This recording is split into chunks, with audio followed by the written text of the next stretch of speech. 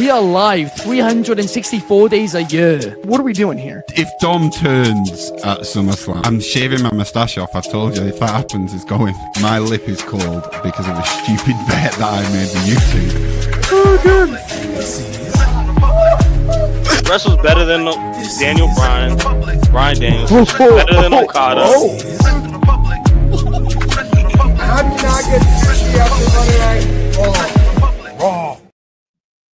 Good evening from Swansea, South Wales, wrestling fans. I'm your host, Ben Allison. It is a Friday, and it's a really busy news day for professional wrestling as well. Most notably, we have this Andrade WWE AEW situation, and we are going to be getting into all of it. Plus, of course, we're going to be giving our predictions for AEW WrestleDream as well. But before we get into everything, let me introduce today's panel because we have a fun one. Let's kick things off with a man who probably does more podcasts than anybody else in this space. How are you on this fine Friday, Clark Taylor? I'm never better. Even better now. I don't know if you caught it, but there's a first time for everything. I fixed the graphic mid-intro.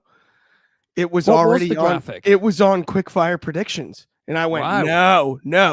No, we need the intro graphic. Boom, what a clutch move by, as Ben said, a guy that does a ton of podcasts. Much love. Thank you, everybody. I'm stoked to be here. We've got to fill in as the other panelists, but honestly, us three could do a show every 5 minutes, let alone every day if we had to, right, Ben?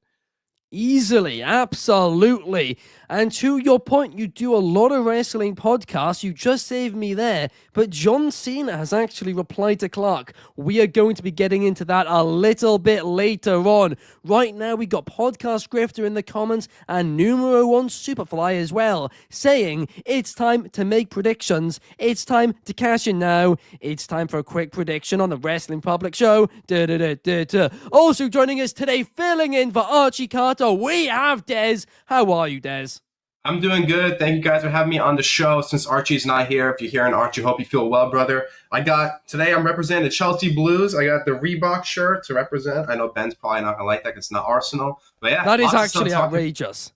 Yeah. Clark, you might have to kick him out of the show immediately. On with the blue shirt. I didn't have to say the Chelsea thing. That was just completely... Firstly, he steals the name of the city I live in. Now he's wearing a Chelsea shirt. Swansea, Chelsea, it does rhyme. Where's DCX Warlord? Oh. Yeah, DCX Warlord. We need to get DCX Warlord in you, Des. It's outrageous. It truly, truly is. But something else which is outrageous is this Andrade situation. Because in case you guys haven't been following it, on October 1st, Andrade returned to AEW after being fired by WWE for a Strike 3 contract violation. That means that either he failed the wellness policy a couple of times, reportedly no-showed a couple of events as well, but in the end ended up getting fired. He turned up in AEW. It seemed like he turned over a new page. It was all going good, and then suddenly he disappears. He's not mentioned on AEW TV. He's removed from independent wrestling events, and for a couple of weeks, everything is just completely silent. Up until this Wednesday, when Wrestling Observer revealed that he was actually under a no-compete clause, which he didn't know about. And you might be asking yourself, how on earth would he not know about a non-compete clause? Well, the reason he didn't know is this is the first non-compete clause in WWE history that we know of, where the person isn't getting paid. Andrade is getting no pay, and he got fired. Previously, that would mean you were immediately a free agent. But when TKO came in, they noticed this and they said, hey, this might be a little bit of a problem. Maybe people will get themselves fired so they can get out of their deals. That's why they added a clause saying that if you got fired, you could not work for another wrestling promotion for an entire 12 months. And that non-compete clause is unpaid. Andrade was not told about this until after he made his AEW debut.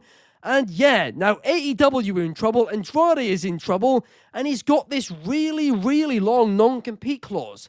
I'm going to quickly tell you guys what I know about this situation, or at least what I've heard based on what the people who I've spoken to. It's highly, highly unlikely that if this is indeed unpaid, that if it went to court, it's very unlikely that it would actually go ahead as anything, right? Because the issue is, technically, in the United States, unpaid long-term non-compete clauses aren't actually legal according to the FTC. But what this will do is drag out a long legal process, which will mean Andrade going back to AEW, well, it's off the cards indefinitely. So when it comes to that, it's kind of worked. But Clark, I want to know your thoughts on all of this and what your thought is on this new tactic by TKO. I've got more questions than answers, Ben, is the only frustrating part for me. I mean, we're talking about TKO as a company that traded Mighty Mouse, arguably the greatest flyweight in the history of mixed martial arts, to 1 championships in 2018 for Ben Askren because they thought that he wasn't marketable, which is bizarre to me. So contract situations have always been weird in the TKO, under the TKO umbrella, no matter where you go. I want to know what we're doing here. I don't get it. It feels like a Western movie where, like, you know what I mean? The tumbleweed flies across the middle of the showdown and we don't get to see the showdown. Why? The timing is bizarre. So we have the big debut, and then what did the TKO WWE, brigade view it and go, wait a minute, we thought he was just going to go away when we fired him. He shouldn't be able to show up there. What happened here? I don't know that we'll ever know the whole truth until down the road, because it does seem like it took revisionist history for the WWE to even get to a spot where they're like, wait a minute, not Andrade on AEW again. You fired him. You fired him. It's not like you released him. You fired him. He was fired. That was the verbiage used in all of the reporting. It wasn't like, his contract expired or whatever. No, of course it wasn't, because that's how we're still here. But you fired him. So what? Well, I don't get it. I still don't get it. It's funny you should say that, actually, Clark, because the rumor on the streets is that WWE also forgot about this clause. In fact, he actually showed up and was announced for multiple independent dates, and it took until he showed up in AEW a few days later for TKO to be like, oh, actually, this clause in your contract says you can't do that. Yeah, so even they didn't know about this for days. It makes no sense. That's where I'm freaked out about it. It's like, wait, you just thought of it now? Like, how did he even ever end up on AEW TV if that was going to be the case? And if you were going to enact that clause? It's bizarro world to me. This seems closer to something that you'd see on a show that you binge watch on one of the various streaming platforms these days than you would on professional wrestling television. It's like an internet drama. I don't get it. It's got TV show written all over it. It really does. In fact, it's got a documentary written all over it. Dark Side of the Ring, in 10 years, they can do another season, right? And in that season, they can do Brawl Out, they can do this, and they can do a lot more. And because this situation is going to play out in the courts, I really hope it's public. I don't know if it will be, but I really hope it is, just so we can actually find out what is going on here, because I don't think there's a chance in hell WWE can win this, because you guys in America, Clark, if I know anything about you guys, it's that you guys love your Constitution. It's you very much stick to it. It's not even that we love it so much. It's more of the Constitution is a check and balance. Remember, the Constitution's written as imperfect. So I think the reason that we love it is because it's always up for debate and up to be changed. The fact is, non-compete clauses are actually unconstitutional. Yep. It's fact. So They shouldn't exist even if paid, according to your constitution. And look, the amount of non-compete cases which are won by actually the people who are trying to, in this case, WWE, it's very, very rare they ever win them, even if they're paid. But they basically never win them. In fact, I've looked online, and I'm not even able to find in the last decade anyone who's won a non-compete clause when it's a year. Because that's not allowed. It's not a thing. And this is in a WWE contract. It's in a TKO contract. And it's nuts to me, Des. But I want to get your thoughts on this. I agree. It's messy. I just don't understand how a billion-dollar company can mess up that bad, right? This is kind of like something, if, let's say, put me, right? I'm a business guy. It makes sense because I have no knowledge of business, right? These guys are professionals. They have so much experience. I just don't understand how something like that just slips by, right? Where you see someone go into a rival company and you're like, oh, yeah, that guy? Wait a minute. He's not supposed to wrestle. And it's like, well, how was he supposed to know? You never said anything.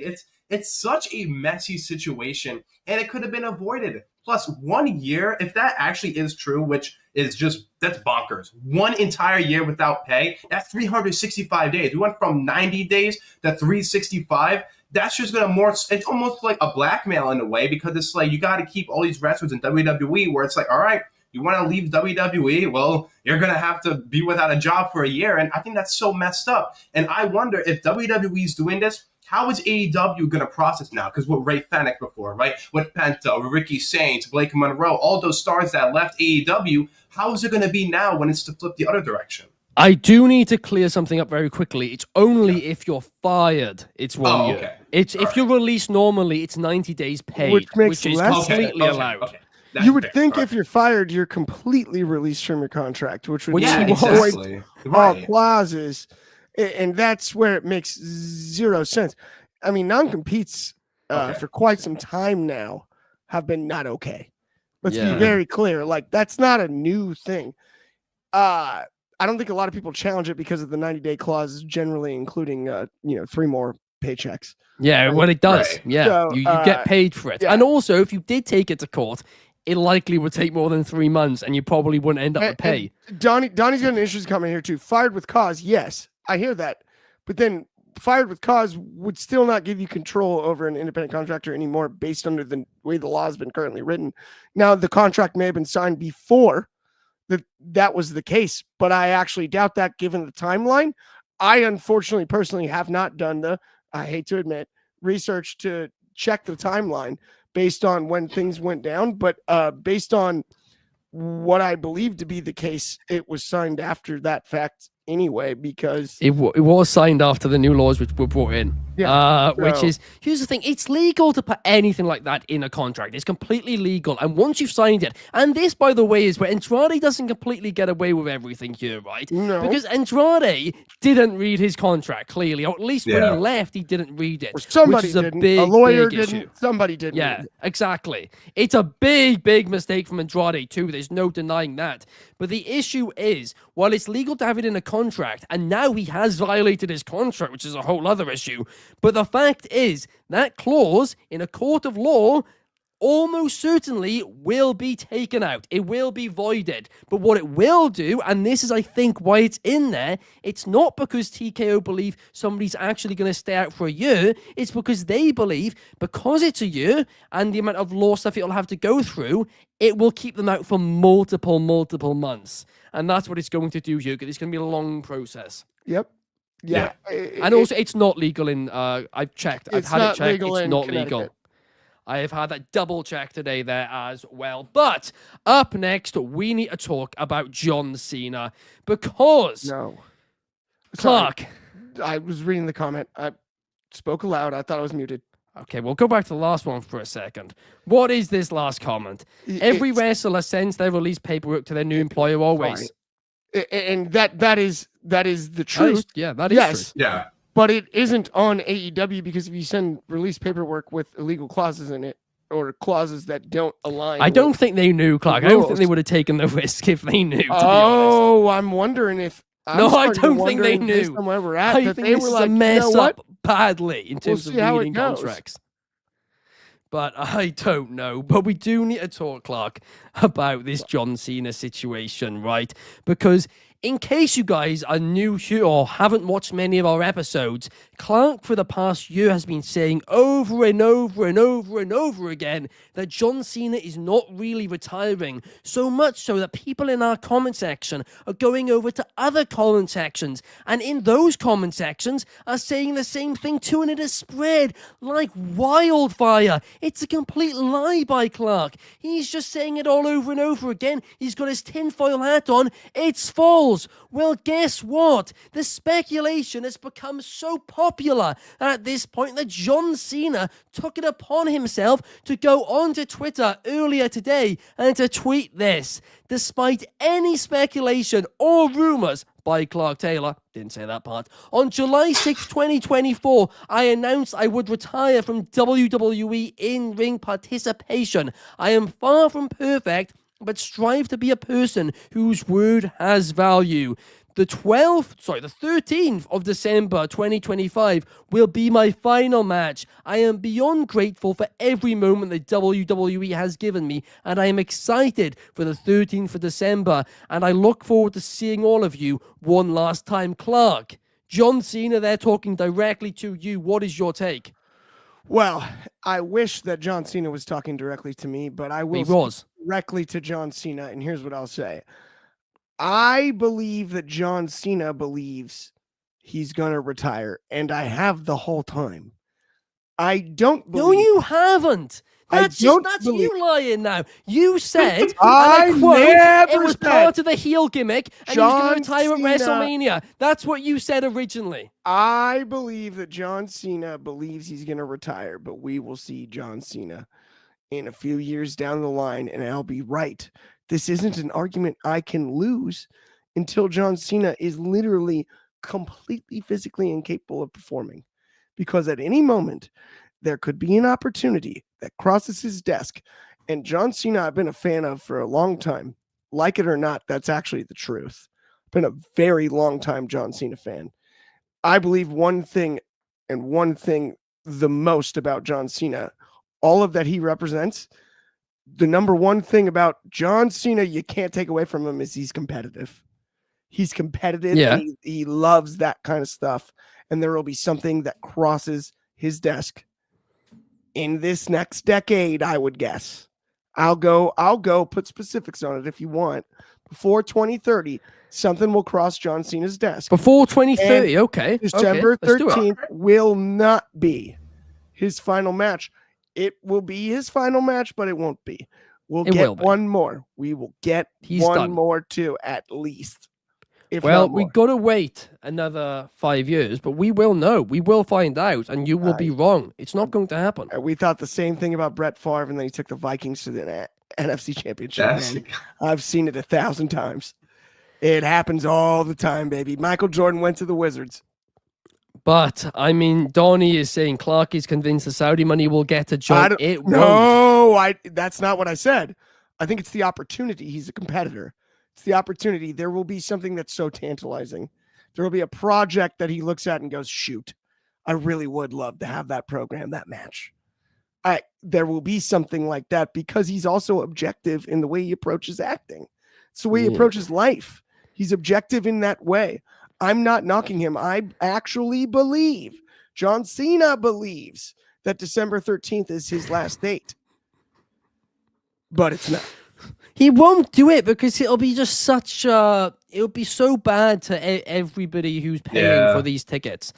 And also he's getting money elsewhere. So, I mean, I agree with you, Clark. You're saying it's competitiveness, not the money. And that's where, maybe, but I still can't even see that. DCX Warlord says the only way Clark will be right is if Saudi wants Cena to compete. Podcast Grifter says if Cena loses his last match this December, then there's a possibility he will have one more match and win it. Like at Austin, Rock, Shawn Michaels, Ric Flair, and Sting.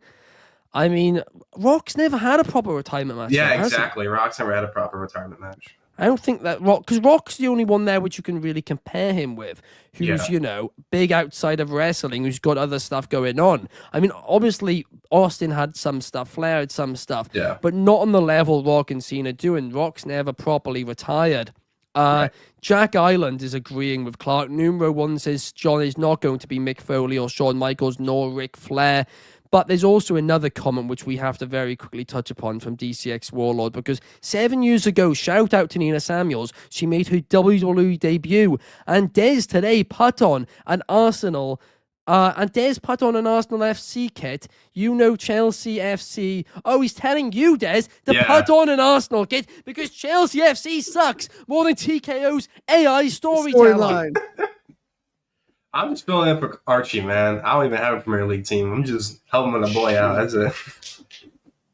It's outrageous. Absolutely outrageous. Chelsea, I hope you get relegated just for that reason.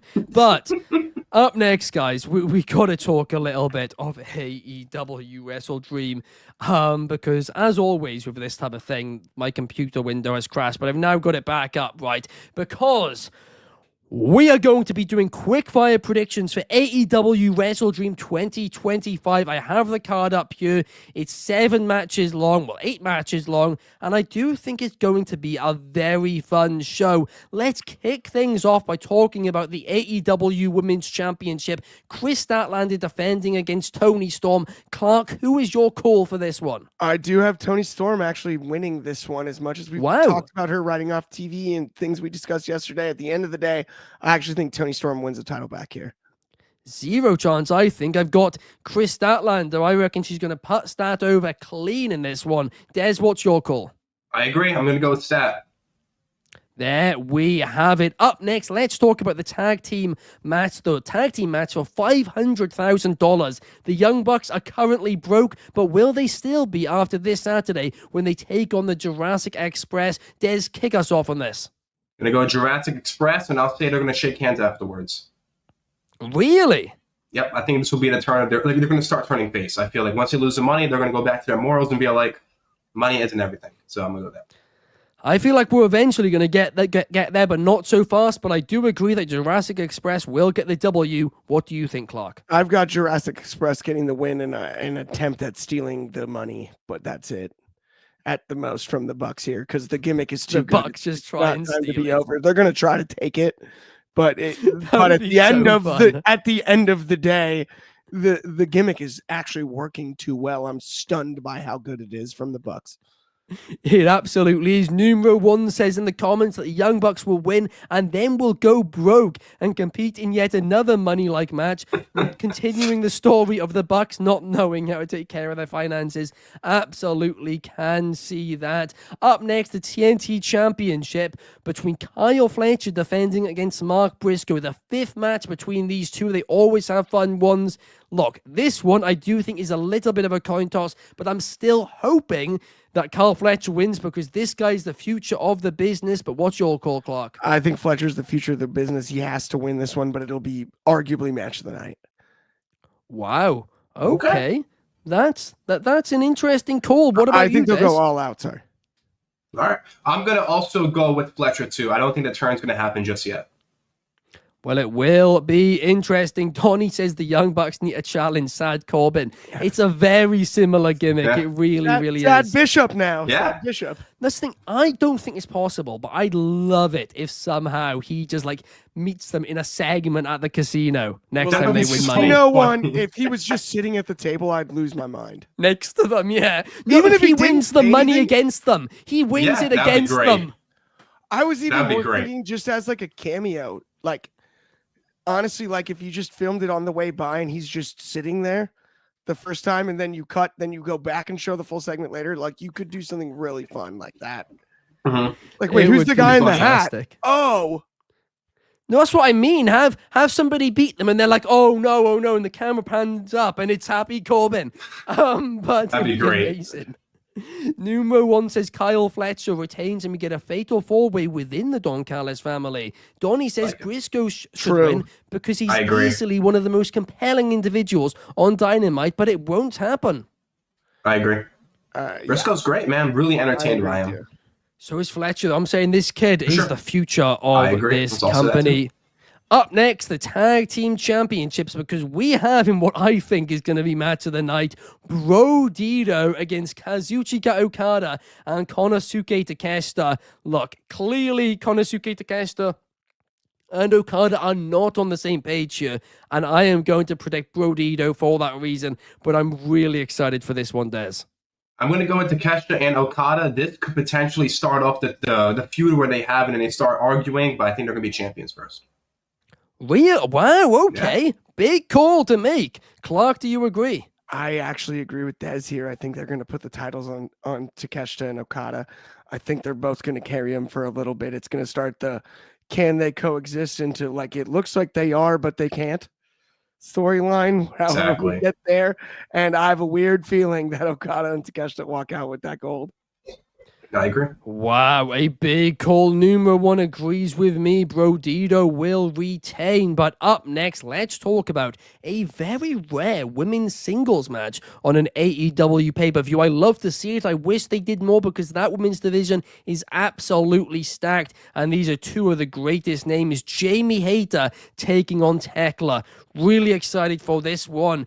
And this is one, though, where it really could go either way. Again, it's a little bit of a coin toss because they both need wins, but I think Jamie Hayter's going to be the one to do so. But Clark, what do you think? You know, I really, really love Tekla's work. I think she's awesome in the ring, bell to bell and everything. And like you said, both need wins, but I'm currently sipping that Haterade. Give me Jamie Hayter in this one, no doubt about it. What about you, Des? I'm going to go Tekla here. I feel like she gets a big win over Jamie Hayter. It's going to build momentum towards Blood and Guts. And if she gets the big win over someone like Hayter, it's going to put her over. That is true. And also, we need heels to take on Chris Statlander as well, right? So, true. I mean, look, that is an argument for Tekla as well. Up next, let's talk about the Hurt Syndicate. Bobby Lashley, Shelton Benjamin, and MVP against The Demand in a Tornado Trios match. Des, what's your call? I'm going to go to Hurt Syndicate here. I feel like they're going to win. They're going to end a feud. And I wonder if they're going to do anything with MJF because there's still some history there. So I wonder what's going to happen.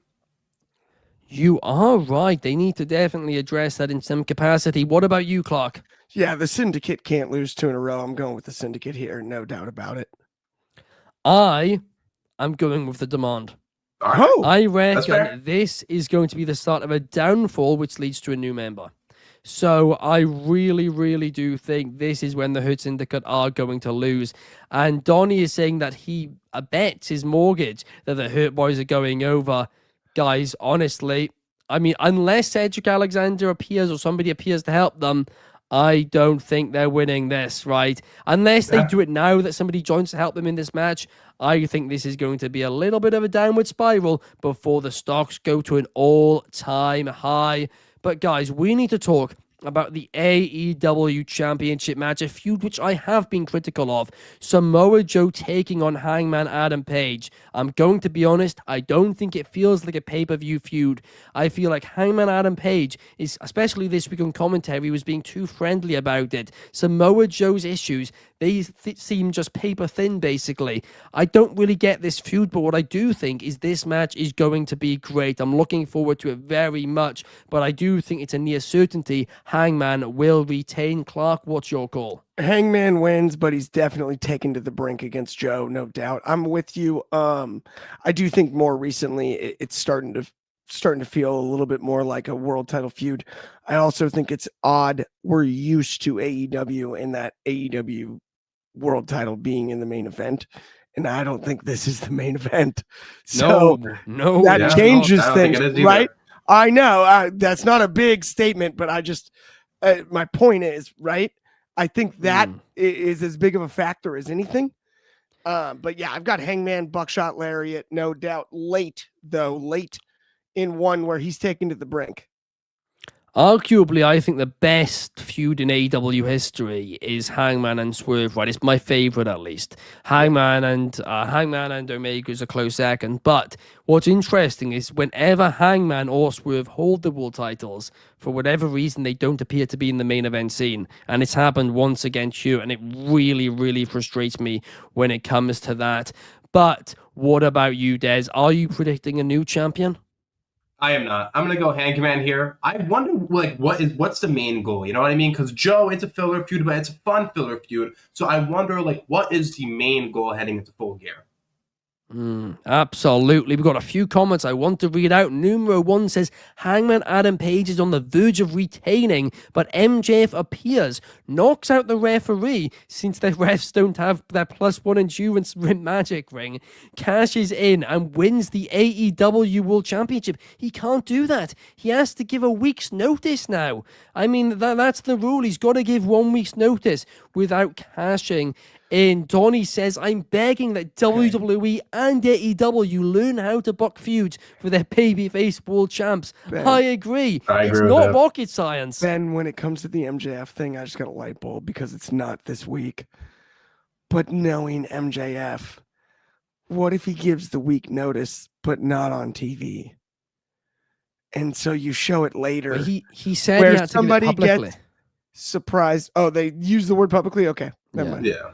But I would the idea love was that if he so they snuck have it. a week to promote the match for the TV companies. Shoot. That I was would the love logic. it if he somehow skirted that system and shows up on one night and goes, wait, did you not know? Basically, the reality is, it's just they didn't want to copy Money in the Bank. Well, and isn't then you Yeah, hit, pretty you hit much. the classic. The company sent an email about it. Did you not check your email? Right? It's just what happened with Andrade. Oh, it'd be so Look at good. that. it? Read the small All print. over that. Yeah. Wait, did you not read your emails? You and I are booked in the main event. It actually could work with MJF because everything going With with Andrade. Max is the only guy could that can pull actually that out. work. Yeah, that could actually But- work. Like, genuinely. he's It the only would guy be that can pull so it off. amazing. That'd It so would be. funny. Hangman Page, you also might not know this, but you can't compete for the title for a whole year. Well, we're at it. But Donnie says, isn't it great Tony decided to remove all drama and intrigue from the cash-in? Look, fans asked for it. It's not like, for AEW fans, right, you got to remember this. They generally... The hardcore fan base generally prefer in-ring wrestling compared to entertainment, whereas in WWE, it is more entertainment over in-ring wrestling. That is the kind of main difference between the two, even though there's significant overlap. And the comment sections on AEW stuff was filled with comments saying to get rid of this, and it felt like they were copying WWE, and that's why they did it. Yeah, that's not wrong. You're right. AEW is they focus more on pro wrestling rather than WWE entertainment. So yeah, I get it. They don't want to copy WWE because they already know what's going to happen if they do. Randy People are going to get on their tail about it. Donnie, with fans don't know what they want. They don't even work if you don't plug them in. Well, look, to be honest, Donnie, like, I agree with you. I prefer, for flip's sake, Clark, that went over my head. For flip's sake. For fan's sake, right. I agree, Donnie, to be honest. I like the cash-in, but so many people asked for it, and they need to listen to the fans to an extent at a time where WWE aren't listening to the fans in order to make it feel more like a fan's product to actually win that fight there as well. But guys, up next, we need to talk about Moxley and Darby Allin, the true main event, the match which is at least being advertised as the headliner in an I Quit match. Will this be the end of the Death Rider storyline? I really, really hope so, but I don't think so. But hopefully I am wrong on this, or at least Blood and Guts is at the very, very worst, right? But this match will require either Moxley or Darby Allin to say they quit. And I have been on the record before of saying that I don't like I Quit matches unless somebody leaves the company. This is a really rare exception to that rule. And the reason being is these two guys are arguably the two guys right now in professional wrestling who would say those two, would take the most for them to say those two words. Neither of these guys are quitters. They both hate each other. And I'm really looking forward to this. But surely, just surely, Darby Allin has to get the victory, Des. I want to get your thoughts. I agree. Darby has to win. I'm not going to lie. I didn't really do a lot of research, but has there ever been an I Quit match where the face says I quit? Because I don't really think that really fits in the stipulation. Normally the heel is the one that says I quit. Really? Maybe there has, but I feel like normally the good guy is the one that never says I quit because he's the good guy. He's the one that's he's for the fans, and Darby's not sweet darling. I mean, the guy pulled out a Molotov cocktail, but my point still stands where I feel like Darby will get Mox to quit. That would be very interesting indeed. And Donnie says, if Darby doesn't win, this stupid feud will never end. I will give an example though the other way. I was at the match. Okay. Mankind Rock 99, 11 Oh chair yeah, that's shots, right. That's right. That's right. That was the babyface quitting. That's true. It has happened right. before. You're right. And of course, right. Jey Uso. Kevin Owens. Jey Uso did a couple of years ago to save Jimmy as well, of course. Right. Too. Yeah, that's right. Also, Kevin Owens. Yeah. Well, yeah, that's another one as well. That was last man standing. Yeah, I was about to say then. You confused me. That was he was handcuffed and he couldn't just. Yeah, that felt like Still, he though, just couldn't yeah, I mean, number one saying Moxley will say, I quit thanks to Darby's secret weapon, the invincible Sting, as Sting never loses, uses the steel bat and fends off the entire Death Riders and forces Moxley to say, I quit. Ooh. Possible. They're going to have to, interesting. Brutalize Mox to quit. Like, really, and I know Darby can do it, which means this is going to be, match is going to be nuts. I can already tell. I mean, look, I think to Donnie's comment, I do think this has to be the start of the end for the Death Riders. And in fact, I've honestly said it the entire time. Moxley should lose the title, and he has done. The Death Riders should spiral, and at that point, you do the Darby Allin, John Moxley feud, and Darby Allin wins. Moxley goes away for a few months, the Death Riders end, and then he comes back as a babyface or whatever afterwards. He gets repackaged. But I've always said this should be the feud to end it. But it's just the fact of, I'm getting the feeling this isn't going to be the feud to end it. But Clark, I want to get your take. I finally had a good idea yesterday, and I stole it from somebody in the comments. Because it's the smartest thing I've heard yet. I absolutely believe that John Moxley will have to quit this match. And we've been talking babyface and heels and reasons to quit and whatnot. To get rid of Moxley and the Death Riders as a whole here. Death Riders can operate independently without Moxley, or even as a group if they want. Doesn't matter to me. But John Moxley, I think, has to be put in a position that's so dangerous by Darby Allin that Renee Paquette gets involved. I think Renee runs out. And now suddenly John quits. And then we don't see him for quite some time. And I think that's how you do it. And then maybe you even have the Death Riders try to attack John. And then no, it's like there's maybe a scrum after, and security takes John away. Not security, but medical attention, whatever it may be. But Moxley is written off TV here. I don't know if it's. I thought the idea of taking an AEW flag to end the Death Rider storyline and choking John with it, right, using it around his neck, something like that from Darby would be so impactful. The amount of fire that's been teased scares me to death. I'm as worried for the the burn unit at the St. Louis hospital as I am for the competitors involved in this match. At the end of the day, I'm not exactly sure how far this will go, but that is the way that I would go with it. And yes, Donnie's correct. Ant sort of teased this with the Paquette thing. That's true.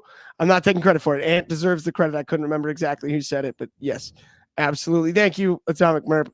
My two friends from the show yesterday picking me up, and then Donnie.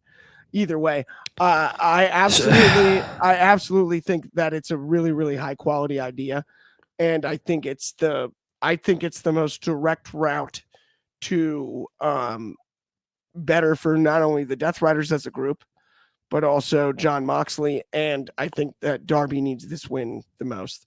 What I'm afraid of on this is Donnie's a heel. Much love. We both are, Donnie. No, but stealing ideas again, Clark. Honestly, I know how you feel, Anthony. Welcome to my world, right? I miss a show for one day, and I know it's Clark stealing my takes. Ant hinted at it. I took it and ran with it. It's different. No, you took it. You stole it. But it's a great idea. I like it. I like it a lot. I love it a lot, yeah. I saw Ocean's 11, man, and they stole it too, and everyone thought they were the good guys at the end of the movie. It makes a lot of sense too, because when Hangman faced Moxley, they had the whole documentary back, not the documentary, but the video where he's this affects me, right? And he's like, well, I'm just doing the job, right? So it makes sense that Renee will be involved in that because at the end of the day, Mox is a husband, right? He has his own kid. So using that, since it's such a personal feud, that's a great shot by Anthony. It absolutely is, and most notably Anthony, not Clark. Let's not get those two mistaken, as the comment section says. Thank you, Donnie. But no, Donnie's right. Never matters Donnie's right. who had the idea, just who said it loudest. Donnie says in the comments.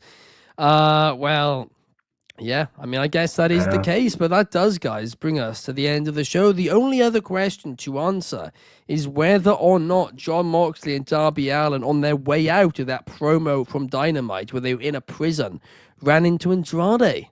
Maybe they ran into each other there. He's not in prison. She's Louise. Well, why are we putting Andrade? Basically, is that wasn't a real prison either. It's a mental prison. Oh my goodness! Yeah, that was the prison of professional wrestling. By the way, you saw. Did we ever see the mount? Did we ever It's see where all wrestlers go when they disappear. Way back in the day, did we ever see the Mountie get out of prison when he lost? No. To the no, he's next door. He's right there. I think he's still in the New York prison. It's going to be like a sitcom. Him and Andrade are sharing bunk mates or whatever they call it. Yeah. That is one of the worst segments in TV history, though. It's funny, but it's just like when the Mountie's in prison, he's just like that. No, it's unbelievable. That's great. Tony DeSilva saying Andrade is sitting at home on a pile of cash. Fans talking that he can't pay his electricity bill. Yeah. I mean, look, you say that, right? But a lot of these people have big, like things they have to pay off. Yeah, so it's all bills. Good. Well, it's not electricity bills, but like let's are say you implying a he's mortgage. been fake tanning, Ben? No, but like a mortgage or something, right? He thought he had a guaranteed money stream. That money stream is suddenly gone. He can't get any more money. So basically he can't pay it. So the water bill's climbing, everything. I hear it. Yeah. No, he's fine on the electricity stuff. It's the mortgage or any car payments and stuff like that. Rich people problems they have. That's what they're called, right? Yeah. Set up a GoFundMe for Andrade. On that note, guys, it does bring us to the end of the show and an end of a great week here at Wrestling Republic. We will be back same time, same place tomorrow to talk a little bit of Friday Night SmackDown. Thank you to Clark. Thank you to Des. And we will see you guys tomorrow. And also to answer Donnie's comment, no, he is not free. He's been banned from working in Mexico as well. All of them? All of them. All the I don't know if it's all the countries, but I know it's Mexico. He's been posting an event there today too. Man, it's like playing all the countries. It's like playing Risk and being like you can only choose islands. Oh, maybe he can compete in the UK then. Great shout. See you here, Andrade. Or maybe he joins Wrestling Public's daily broadcast. Maybe that's his answer. Peace.